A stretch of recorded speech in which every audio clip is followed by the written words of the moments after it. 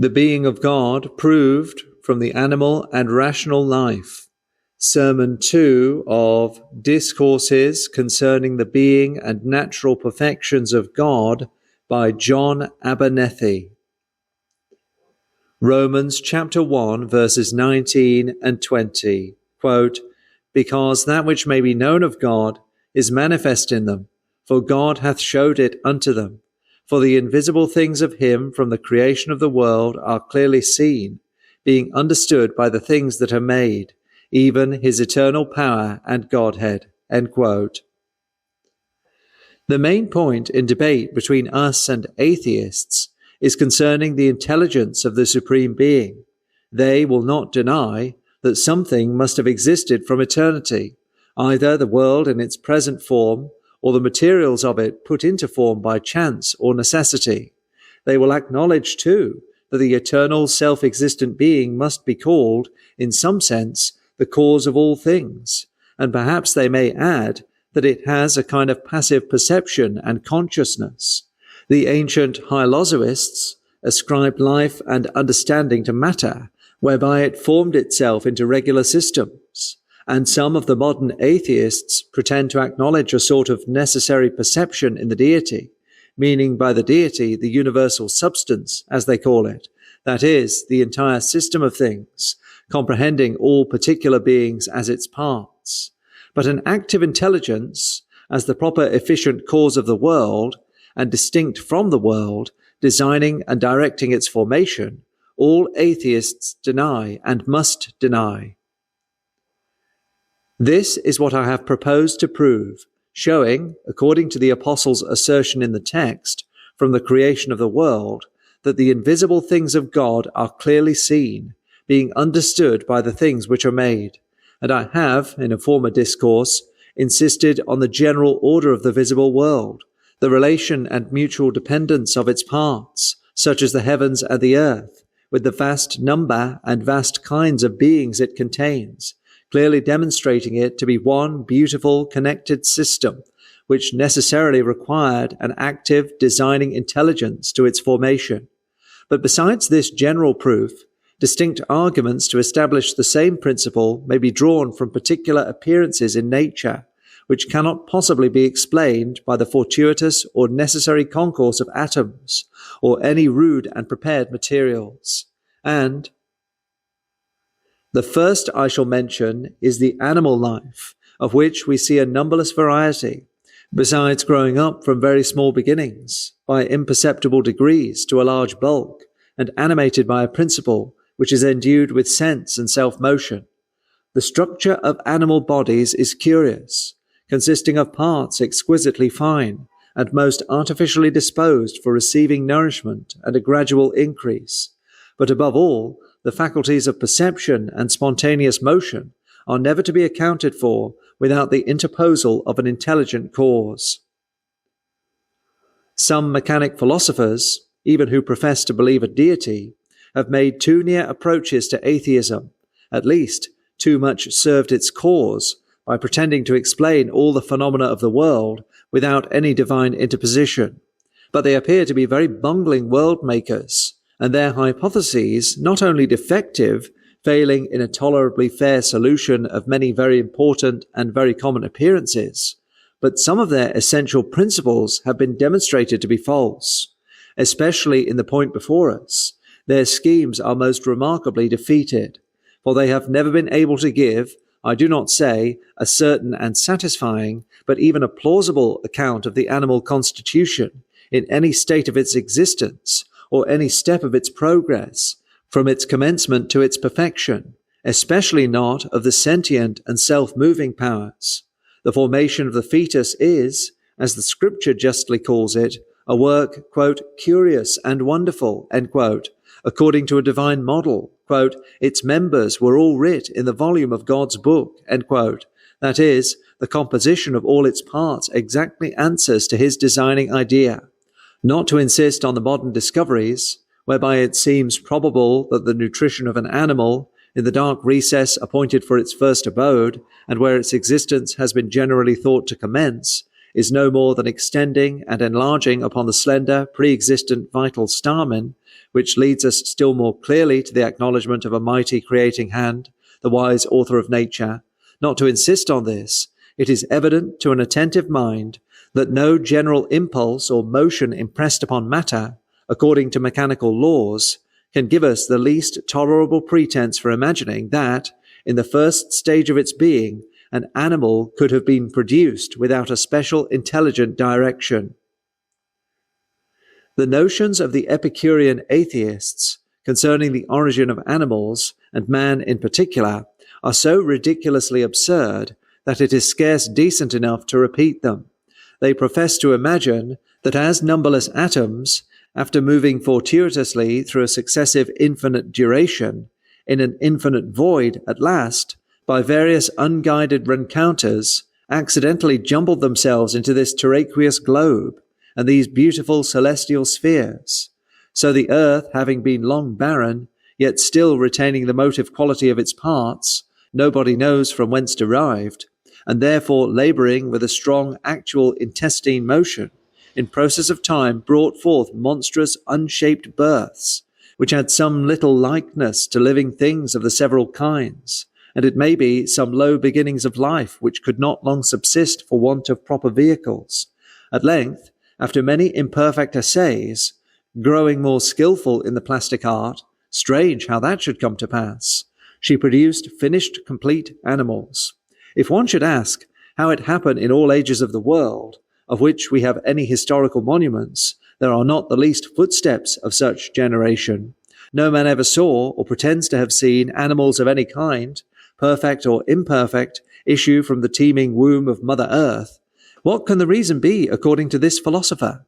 Is it that she became barren by age? This is hard to conceive, considering that she came to her prolific virtues so late after an eternity was past, and that the constituent atoms had preserved their vigour in an unwearied dance through numberless ages. Or did she wisely, but who made her wise, resign her fertility, when the settled law, by what direction, took place for the more orderly propagation of the species? Again, if it be inquired in what condition these earth-born animals appeared, did they come to the world in a state of maturity, and of different sexes, ready to increase and multiply? This is the account given in the Mosaic history of the creation, but must be resolved, as it is most reasonably in that history, into the mighty command of the Creator as the sole cause. But if the animals were thrust out in infancy, which the Epicureans choose to say, that their formation in every step of its progress may look the more like random work, the question then will be, how were they cared for? How defended in that weak and helpless state?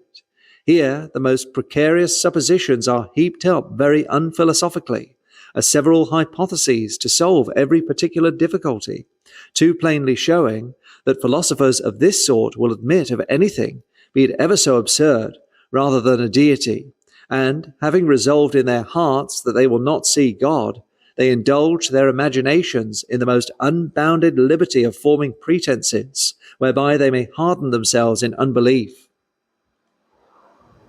Since I have mentioned some of these inferior appearances in the animal kingdom, I shall take notice of one more which strongly evinces intelligent direction, that is, the conservation of the distinct species by a regular propagation. Is it not a surprising thing, and to them who deny a governing wisdom in the universe utterly inexplicable, that for so many ages wherein we have any knowledge of animals being in the world, unerring nature has followed one invariable rule in their production.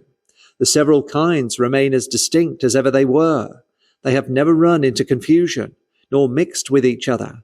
We see no such thing as sirens and centaurs, which are only the creatures of human imagination. And yet, if we exclude ruling wisdom, they might have a chance for actual existence as well as entire men or entire horses, entire women or entire fishes. But there has never once such a monster happened as a human face joined to a brutal body, or so much as the head of a bull placed upon the neck of an ass. Nay, so true is nature to her rule, and so nicely accurate in preserving the distinction, that when two kinds so nearly resemble each other, as the horse and the ass, that there is not difference enough in the outward form to direct the instinct of the sexes, and therefore they might mingle together, There is no further propagation of that sort. The anomalous breed terminates in the first production, and no new species arises. Again, as none of the species have ever run into each other, so it does not appear that any of them have been lost for want of the necessary means and opportunities of propagation. This evidently depends on the distinction of the sexes, and a proneness in them to continue their kind. Strange that in so many descents there should never have happened, if hazard ruled and not wise providence, all males of at least one species, or all females, or that individuals of one sex should not so outnumber the other, as to put an end to, at least very much diminish, the race. But we see the contrary in fact, and that there should have been a never-failing determination in the individuals to fulfill their natural law of propagation. The sum is this: these appearances I have mentioned in the animal world amount to the three following observations of fact, which may be depended on as certain and constant, and let the atheist, if he can, reconcile them to his beloved chance or blind necessity. First, that there is belonging to every kind of animals a distinguishing nature, by the direction whereof all the matter by which they are nourished, or an addition is made to their bulk, whether in the womb or out of it, is moulded into their particular and proper form. This nature we will acknowledge in the forms of living things. For when any extraordinary production happens, deficient in members or with supernumerary members, or a situation of them different from what is usual in the kind, we presently call it monstrous and unnatural. Secondly, the species are preserved by the distinction of sexes in the individuals, and there has been of males and females belonging to the several kinds, in all the generations which have hitherto passed, such a proportion as, all circumstances considered, is best calculated to answer the purpose of perpetuating the species. Thirdly, the propagation thus provided for depends upon instincts planted in the individuals, and these have always appeared strong enough to answer their end. If we proceed in the next place to consider the principal but very obvious phenomena of the animal, and especially of the human constitution, viz. Perception and activity with all their modes, in the same view with the frame of the visible world and the origin and regular propagation of the sensitive kinds, that is, if we consider them only as evidences of intelligence and design in their production, they add a force to the argument which, one would think, should appear to an attentive mind irresistible. For surely it can never be imagined, with any appearance of reason, that sensation and its different modes, seeing, hearing, etc., spontaneous motion, and the various instincts of animals producing such a regular economy in their lives, each individual caring for itself and pursuing its own ends, by the proper use of its powers and organs, and all of the several tribes conspiring together to promote the common good of the whole, so far as their several conditions require, much less that the powers of reason and reflection, the social and moral affections wherewith men are endued, together with the improvements of them in the entire scheme of human life and human societies, comprehending so much order, contrivance, and various enjoyment, it cannot, I say, be imagined that all these are to be attributed to undesigning necessity or chance. There is a variety with uniformity and beautiful order in the sensitive and intellectual, as well as in the material world, which must strike every considerate person with a sense of grand design in its formation. As in the corporeal system, vastly numerous parts, all properly situated and commodiously disposed, with an apparent mutual relation and usefulness, is a clear demonstration of wise contrivance in the whole, so the no less, perhaps much greater diversity of percipient and active powers, with the different degrees of them, which appears under visible forms, at the same time a regular, unchanging similarity in the several species, which could no more proceed from chance than the variety could from undirected force. And if we add to all this the convenient disposal of them, so that every individual power has a full scope for its exercise, and instead of interfering with each other, there is an apparent mutual correspondence throughout the whole of their state, and a subordination of use according to the measures of their perfection, the lower still serving the higher, as inanimate nature ministers a constant supply to them all, this is at least an equally invincible proof of design in the author of the system. In short, The animal and rational inhabitants of this globe, even upon a superficial view of them separately, of their natures, capacities, and conditions, and the economy which appears in the most obvious face of this living world, carry such irrefragable evidences of design that, referring to the comparison used by some of the ancients, it would be an equal or even a greater absurdity to resolve these appearances into blind necessity or chance than to account for the composure of the finest poem by the necessity or merely fortuitous jumble of letters. How strangely is the human understanding capable of being misled by prejudices and prepossessions, so as not to discern the clearest truths. But if we consider more particularly these principal appearances of the animal life,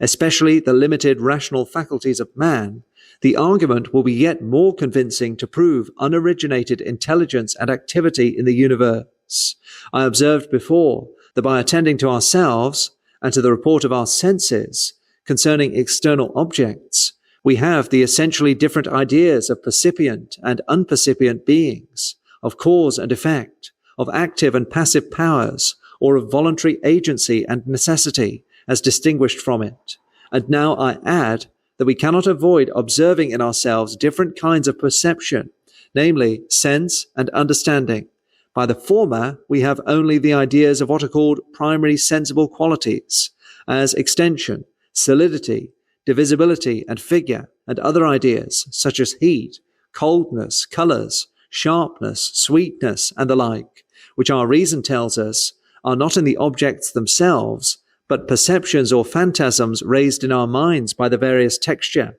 figure, motion, and situation of parts, which are all we can conceive in such beings that can produce any effect. Every one of these latter ideas, however, takes in the primary sensible qualities. Whatever appears to us hot, cold, colored, etc., appears at the same time extended, divisible, and figured. But we find also in our own minds perceptions of another kind, which take in no ideas of any sensible qualities. By attending to the exercise of our own powers and the various modes of thinking, we have notions and the knowledge of truths which have no manner of relation to extension, magnitude, divisibility, figure, or motion.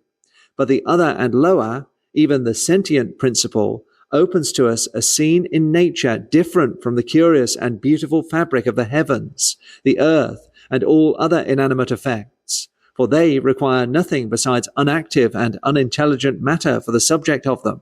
though they lead us to the acknowledgement of wisdom and design in the directing and disposing cause. But here seems to be in the effect itself a superior order of being, having properties and powers of a kind entirely different, and this seems to be in all the various sorts of animals, in some degree or other, some of them being more, some less, perfectly sensitive. It is true, we can't know what passes in brutes, as we do what passes in our own minds. Yet when we consider their organs in the exterior form, and in the anatomy of them, very much resembling our own, and when we consider the effects which follow the presenting and the application of material objects to them, very like those which appear in us on the same occasion, we cannot well avoid concluding that they have the external senses of hearing, seeing, feeling, tasting, and smelling in common with us, and the like perception of sensible qualities as we have.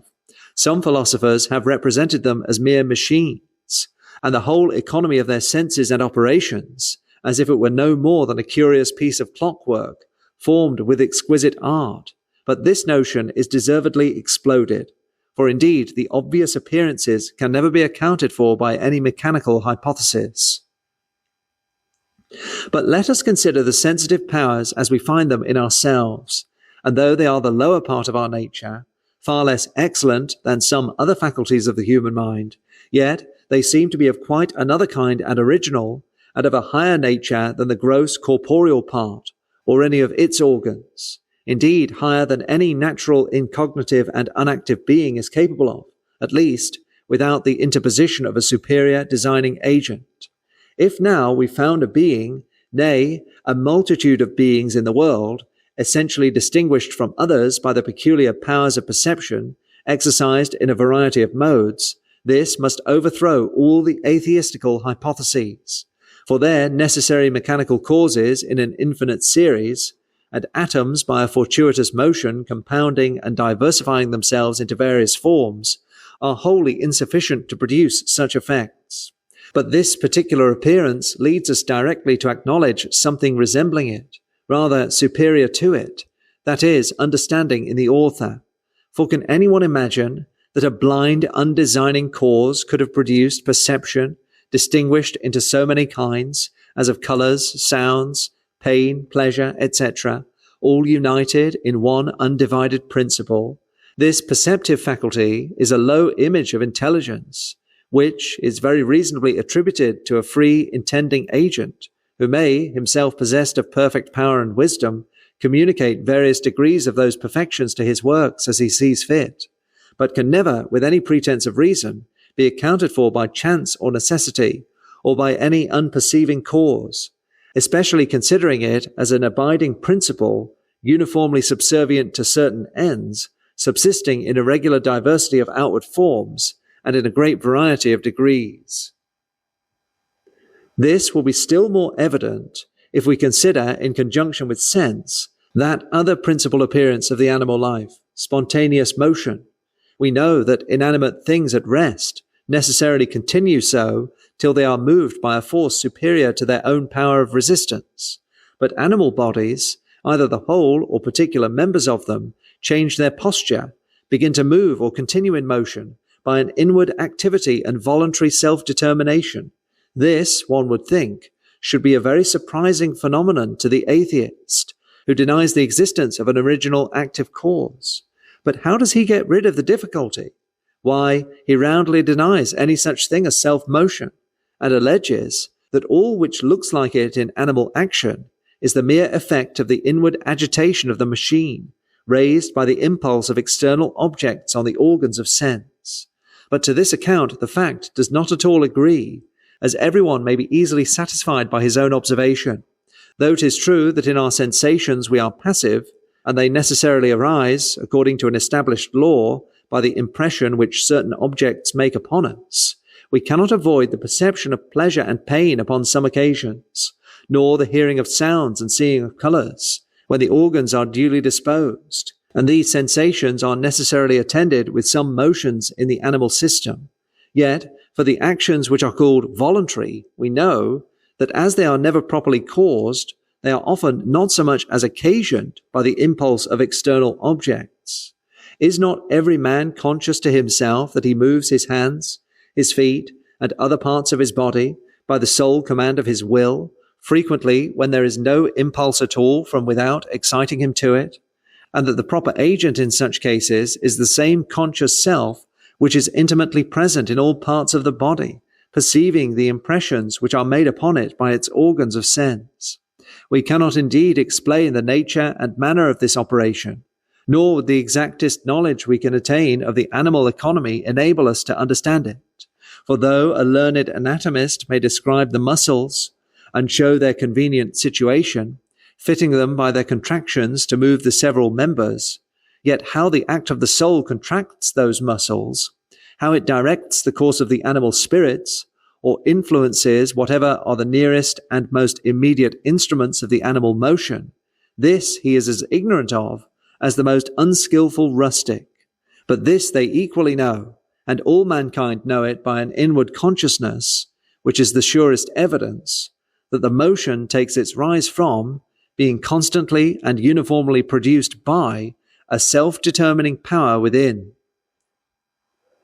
Here then is a plain familiar principle, directing us to form an idea of a mind acting upon matter, a percipient, self-determining principle, moving bodies only by a volition. By this the Supreme First Mover has left us a witness within ourselves which confounds the cavils of atheism. Shall it be said that the whole system of the universe and all it contains is to be resolved into mechanism without a directing immechanical principle, that the being of such a principle, which is the spring of thought and active operations on unthinking matter, is unintelligible, and that no motion can be conceived to be effected but by a material impulse? All this, which atheists call absurd, is exemplified in that little system, a single animal. Shall we not acknowledge that he who formed this percipient, self-determining power, the ruler of the body which it inhabits, yet unknowing how it exercises its dominion, that he, I say, is possessed of superior intelligence and power? And is it not easily conceivable that such intelligence and power may have a command over large material systems? This animal life, though far more excellent than inanimate nature, which yet is none of it without the characters of the author's perfection stamped upon it, gives us but a faint notion of the deity. Let us rise to something higher, and which carries in it a brighter and more illustrious image of the divine understanding. What I mean are the intellectual powers of the human nature, far transcending the sensitive, both in the excellence of their kind and the extent of their exercise. When sense and understanding perceive the same object, it is after a very different manner. The former discerns what we call the sensible qualities of material objects, that is, those objects, by effluvia from them, or by the intervention of some corporeal medium, make such impressions on our organs as are the occasion of exciting certain ideas in the mind. And here the capacity of sense terminates. It can go no further. But we are conscious of another power which can review those ideas, examine their nature and relations, and, by comparing them together, discover truths concerning them, which the merely animal capacity does not reach to. For example, when a colored object is presented to us, the idea of red, white, black, or any other color is raised. Here the report of sense stops, and many unattentive persons, too hastily forming a judgment upon it, conclude that these are qualities really inherent in the bodies themselves. But upon a more close attention and careful inquiry, others are satisfied that they are really no more than our own sensations, caused by some particular disposition of parts in the surface of the colored body, giving such a determination to the rays of light, that they form those images in the organs of sight, which are the nearer object of our perception. Our reasoning in this and many other instances upon sense shows a power superior to it in the mind, which apprehends the same objects after a quite different manner. We have thoughts concerning them, which sense could never have suggested. We consider their relations, their similitude and dissimilitude. We form general notions, wherein the mind abstracts from individual existence, which the sensitive faculty is not capable of. We discern the agreement or disagreement of our own ideas, their connection and dependence. We form propositions upon them, affirming and denying, distinguishing between truth and falsehood, and having clearly perceived some truths, we proceed in our search after more by consideration and arguing. Now, though the occasion of all these and other modes of thinking may be introduced by the senses, everyone who attends must be convinced that the exercise of the mind in them is very different from sensation. But there are other objects of the understanding, not derived either immediately or remotely from the senses. Consciousness is no image or representation of anything without.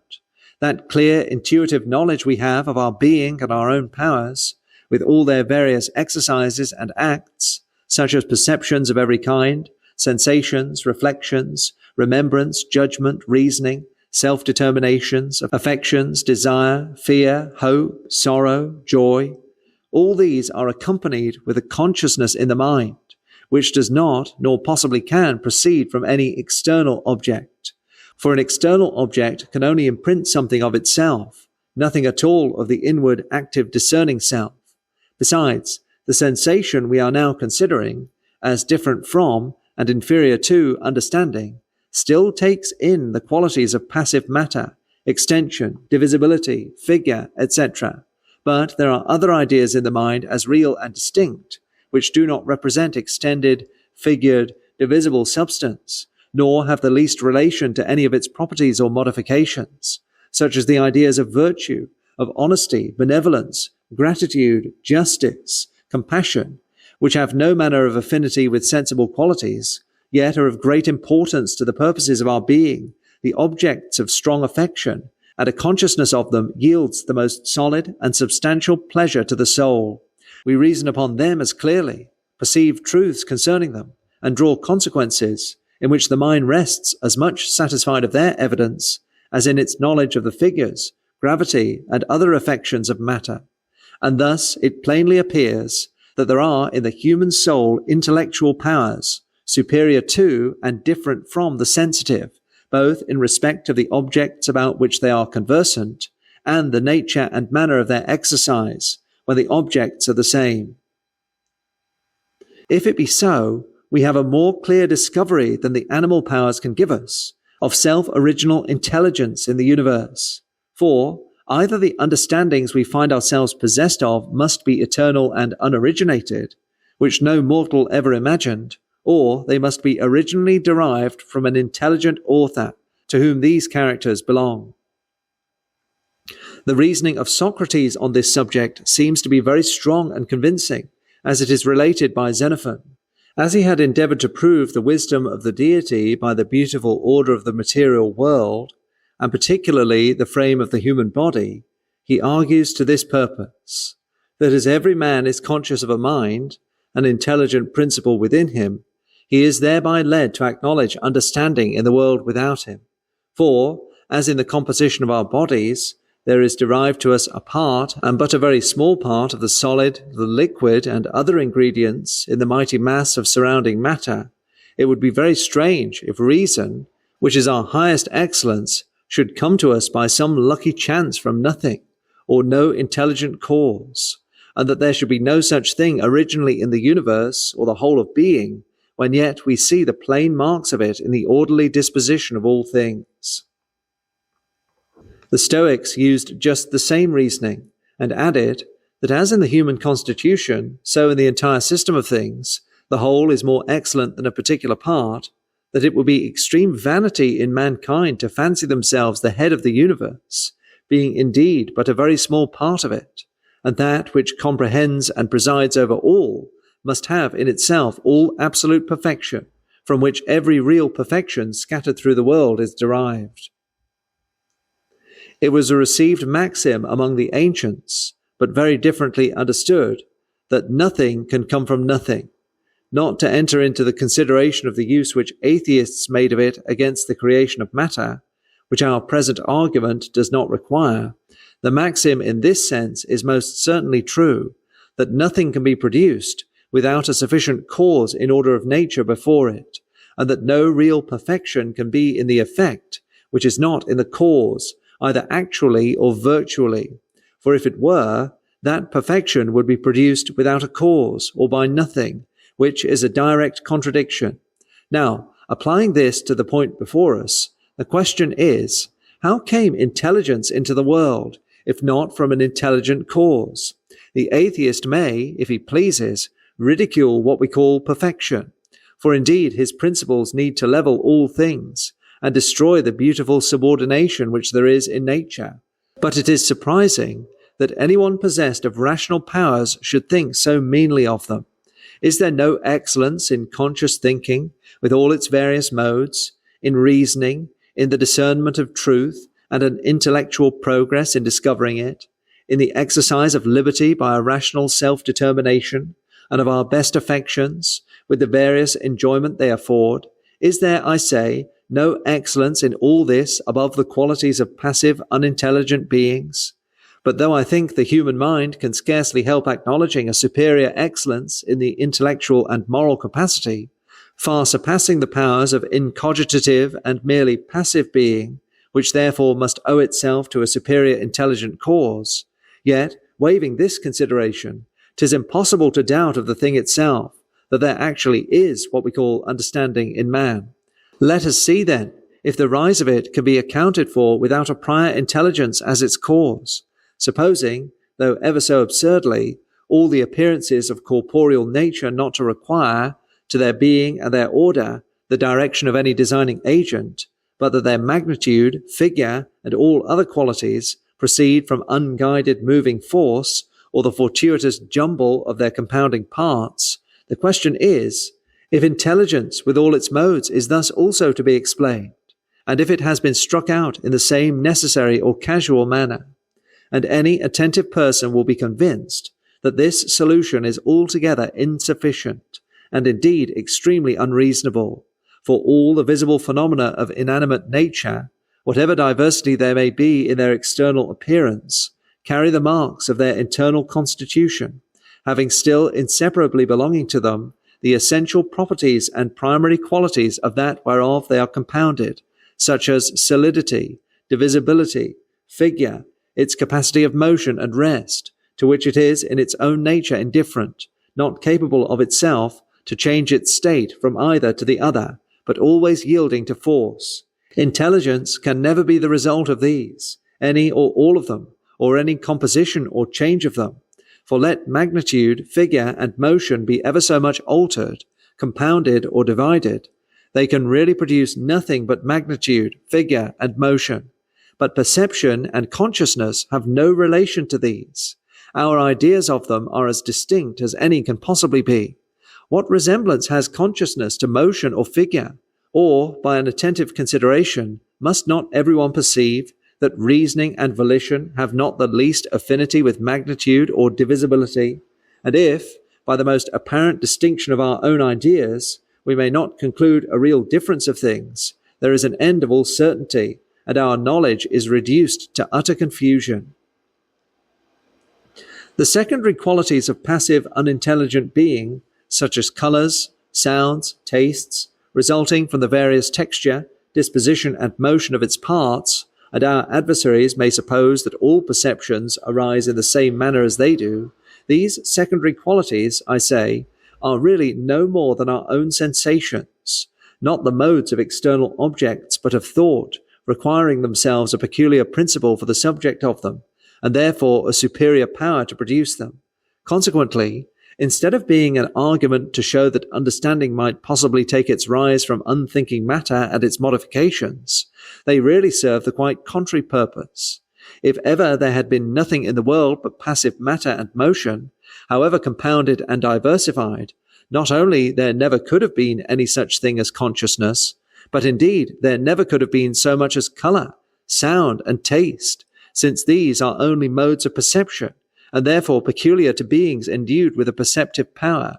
which could only be produced by an agent himself percipient, either in that or a more perfect manner. Wherefore the reasoning related in Cicero is extremely weak, when in opposition to Socrates' argument already mentioned, viz., whence did we derive our reason? If there be no such thing in the world, it is alleged, one may as well ask, whence had we numbers, music, or speech? And again, if the argument be good, that because there is understanding in us, therefore it must be originally in the world, by the same argument it may be proved that the superior intelligent in the world must be an orator, a mathematician, and a philosopher. Nor is their reasoning any better who pretend that if life and understanding in the effect require life and understanding in the cause, whereby we find ourselves obliged to acknowledge these powers eternal and unmade, by the same argument it may be proved that sensible qualities must be attributed to the original cause, and there must be, for example, an eternal unmade red and green. The answer to all which is very obvious, that none of these qualities mentioned require to their being anything distinct from the animal and rational powers with their proper exercise, and therefore it is by no means necessary to suppose that they belong to the original author of them, whereas life and understanding, indeed the lowest perceptions, imply a perfection which passive, unpercipient powers, merely of themselves, can never reach to, and therefore they must be produced by another cause, to which either they formerly or a superior excellence must be ascribed. Upon the whole, then, it is apparent that the secondary qualities of corporeal nature, as they are called, being really and properly no more than modes of perception, not the particular application of the human faculties, as in singing, speech, and philosophy, I say that none of these have anything parallel to the case of intelligence, to weaken the force of the argument from its being in the world to prove that it must be eminently in the cause of it. But least of all is there any pretense for alleging that from our reasoning it may be inferred that the cause of passive matter must have its properties, such as figure, divisibility, etc., as well as the cause of intelligent must be intelligent. For daily experience shows, in numberless instances, that intelligence produces effects very unlike itself, and of a quite different nature, whereas not only no instance can be alleged to show that figure, divisibility, etc., ever did produce conscious intelligence, but it is impossible that ever they should. For, as has been observed, extended divisible matter, with all its changes and modifications, can never produce anything to which these, its essential properties, do not inseparably belong, therefore not intelligence. In this reasoning I have abstracted from the question concerning the possibility of matters being endued with thinking and active faculties, which some wise men have thought too difficult for us to determine, alleging that the human understanding does not so thoroughly comprehend the nature of thought and of corporeal substance as to be able to judge with certainty that the latter may not, by the power of God, be made the subject of other, though they agree that matter, with its passive powers and all its known properties, could never possibly of itself have produced any degree of intelligence and activity. This is what I have asserted, and therefore that the human, rational, and self-determining faculties, whatever the subject of them be, could not possibly proceed from unintelligent matter and motion, or the fortuitous concourse of atoms, which is all that atheists mean, or that, I conceive, can be meant by undesigning necessity or chance. Consequently, that active intelligence must be self-original in nature. Nay, if we should suppose that there is no substance distinct from body, and that the deity itself is corporeal, if it be allowed that he is the intelligent cause of all things, this as truly overthrows the cause of atheism as the juster principle of his eternal spiritual nature. Some atheists have been so sensible of this insuperable difficulty which presses their scheme, namely, to account for the rise of thought from unthinking matter, without the agency of a designing cause, that rather than abandon their fundamental principle, that there is nothing in the universe but mere matter with its modifications, they have fled to that most absurd hypothesis that all matter and every single atom of it is intelligent, which, not to mention any more reasons, other atheists themselves have refuted by this invincible one, that then every living intelligent being, particularly every man, would be, not a single person or intelligent agent, but a multitude or a system of them, contrary to what everyone is conscious of. But the opinion of the atomists is, if possible, yet more extravagant, who, from the figure, magnitude, and motion of parts, confessedly void of sense and understanding, would raise perception and consciousness, essentially different from all modes and compositions of magnitude, figure, and motion, which is to suppose a real and distinct perfection to be produced out of nothing, or without a cause.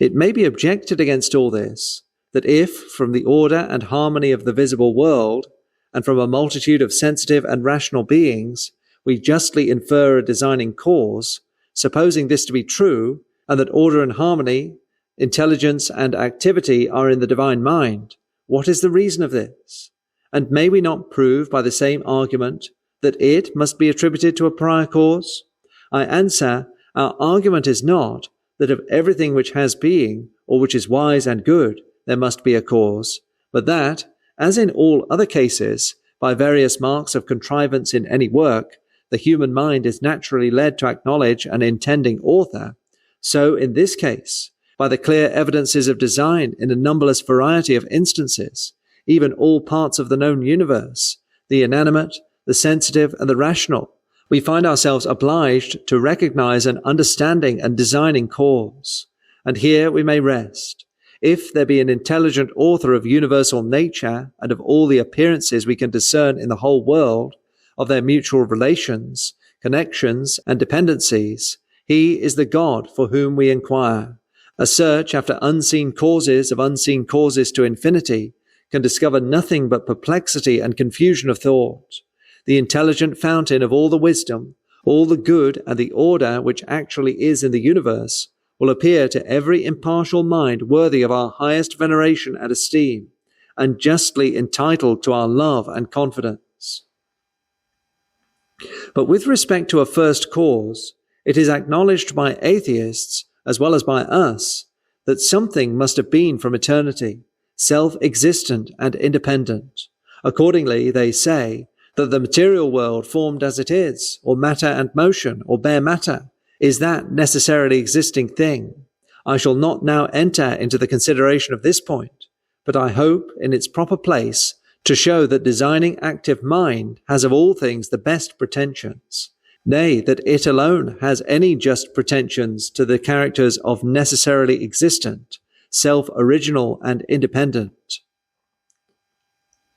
Upon a review of this whole reasoning, and indeed of the entire opposite schemes of theism and atheism with regard to the points which have been considered, this remarkable difference appears, that whereas there is a great diversity of beings in the universe, and a great variety of qualities, powers, and perfections belonging to the several kinds of them, the atheistic opinion makes the very lowest of all, namely senseless passive matter, the first principle of all, the eternal self-existent being, from which, as the sole independent origin, all things, even the most regular and beautiful, arose, nay, the highest perfection of intelligence, virtue, and happiness, without an active designing cause. For which reason that hypothesis is encumbered with insuperable difficulties in every step of the scale of being. It cannot account for anything but by chance or necessity, which, in respect of causality, are really nothing, and as proposed to the human understanding for a reason, only signify ignorance. It cannot so much as account for the order of the world, the exact proportion of its parts and the harmony of the whole, the apparent mutual relations of the heavens and the earth, as united in one system, the convenient situation of the earth with respect to its distance from the sun, and such a proper direction both of its diurnal and annual motions as in the best manner to provide for the comfortable subsistence of its numerous inhabitants, the formation of the animal life in such a variety of species, all preserved distinct and without confusion, and propagated by a settled law, each fitted to its own element, provided with proper food and with suitable instincts and organs, especially sensation and self-motion, the principal appearances of the sensitive life. And least of all can the atheistical hypothesis account for conscious intelligence and the various modes of it, which it diminishes into a vain empty shadow, the merely accidental result of the figure and motion of matter, though it is that which makes every man himself, and therefore nothing can appear to him more real and substantial. But the doctrine of deity and providence is the perfect reverse of all this, and explains the system of the universe in a consistent, satisfactory manner.